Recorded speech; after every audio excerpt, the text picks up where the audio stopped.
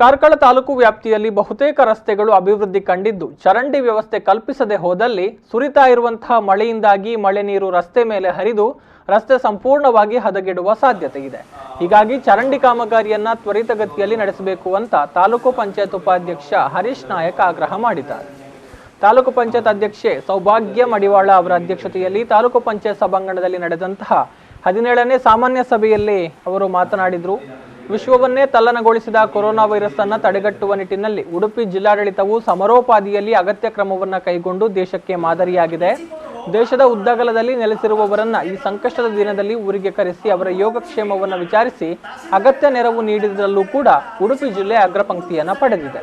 ಅದಕ್ಕೆ ಪೂರಕವಾಗಿ ಕಾರ್ಕಳ ತಾಲೂಕು ಆಡಳಿತವು ಸಂಘ ಸಂಸ್ಥೆಗಳ ಹಾಗೂ ದಾನಿಗಳ ನೆರವಿನಲ್ಲಿ ಹಲವು ಕ್ವಾರಂಟೈನ್ ಕೇಂದ್ರಗಳನ್ನು ತೆರೆದಿದ್ದು ಕುಂದುಕೊರತೆ ಇಲ್ಲದೆ ಅದನ್ನು ನಿಭಾಯಿಸಿ ಯಶಸ್ಸು ಕಂಡಿರೋದು ಹೆಮ್ಮೆ ಅನಿಸ್ತಾ ಇದೆ.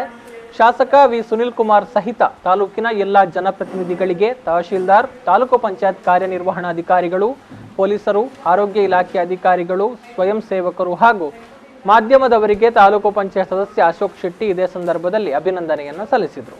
ಇನ್ನು ಕ್ವಾರಂಟೈನ್ ಕೇಂದ್ರದಲ್ಲಿ ಕಾರ್ಯನಿರ್ವಹಿಸಿದವರ ಹಿತದೃಷ್ಟಿಯಿಂದ ಮಾಸ್ಕ್, ಸ್ಯಾನಿಟೈಸರ್, ಕೈಚೀಲಗಳನ್ನು ಬಳಸಲಾಗಿದ್ದು ಅದಕ್ಕೆ ತಗಲುವ ವೆಚ್ಚದ ಬಿಲ್ಲನ್ನು ಈಗಾಗಲೇ ಕಳುಹಿಸಿಕೊಡಲಾಗಿದೆ. ಜಿಲ್ಲಾಡಳಿತದ ಅನುಮತಿ ಪಡೆದು ಅದರ ಬಾಬ್ತು ಪಾವತಿಸುವ ಕ್ರಮ ಕೈಗೊಳ್ಳಬೇಕು ಅಂತ ಇದೇ ಸಂದರ್ಭದಲ್ಲಿ ಒತ್ತಾಯಿಸಿದರು.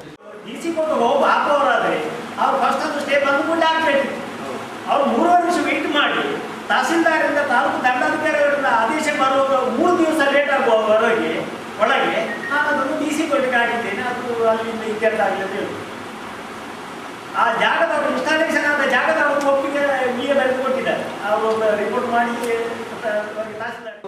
ಈ ಸಂದರ್ಭ ಉಪಾಧ್ಯಕ್ಷ ಹರೀಶ್ ನಾಯಕ್, ಸ್ಥಾಯಿ ಸಮಿತಿ ಅಧ್ಯಕ್ಷ ಪ್ರವೀಣ್ ಶೆಟ್ಟಿ, ತಹಶೀಲ್ದಾರ್ ಪುರಂದರ ಹೆಗ್ಡೆ, ತಾಲೂಕು ಪಂಚಾಯತ್ ಕಾರ್ಯನಿರ್ವಹಣಾಧಿಕಾರಿ ಮೇಜರ್ ಡಾಕ್ಟರ್ ಹರ್ಷ ಮೊದಲಾದವರು ಉಪಸ್ಥಿತರಿದ್ದರು.